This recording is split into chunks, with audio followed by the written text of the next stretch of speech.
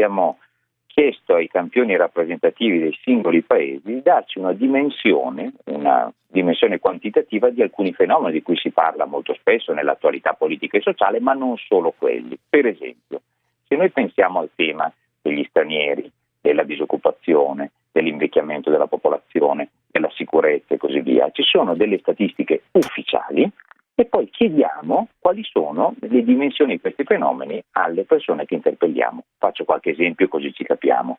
Quando iniziamo questa rilevazione, gli stranieri presenti in Italia rappresentavano grosso modo un po' più del 7% della popolazione.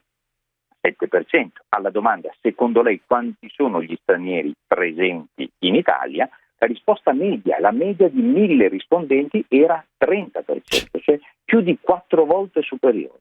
Poi pensiamo per esempio al tema, dei musulmani. Quanti sono i musulmani presenti in Italia? Istat ci dice che sono il 3,7%, secondo gli italiani sono il 20% della popolazione, cioè 1 su 5 di chi risiede in Italia è musulmano. E poi ancora altri temi, la disoccupazione, oggi al 10%, secondo gli italiani i disoccupati sono il 49%. Sappiamo che il nostro è un paese più vecchio di altri, siamo il secondo paese più vecchio al mondo dopo il Giappone, il primo paese più vecchio in Europa, però da qui a pensare che ci sia quasi la metà degli italiani che ha oltre 65 anni contro un 22%, se ne passa. E potrei continuare, anzi accenno un dato che è quello sugli omicidi.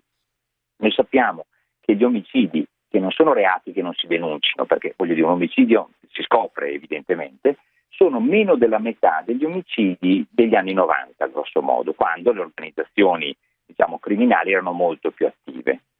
Ma gli italiani, 2 su 3, il 64%, pensano che gli omicidi siano aumentati.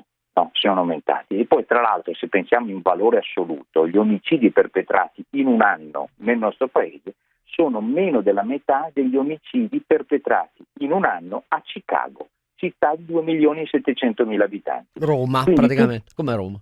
Come Roma. Tutto questo per dire che gli italiani sono un po' più inclini ad amplificare la portata dei fenomeni, soprattutto quelli che generano più allarme sociale. E però, allora qui, prima considerazione,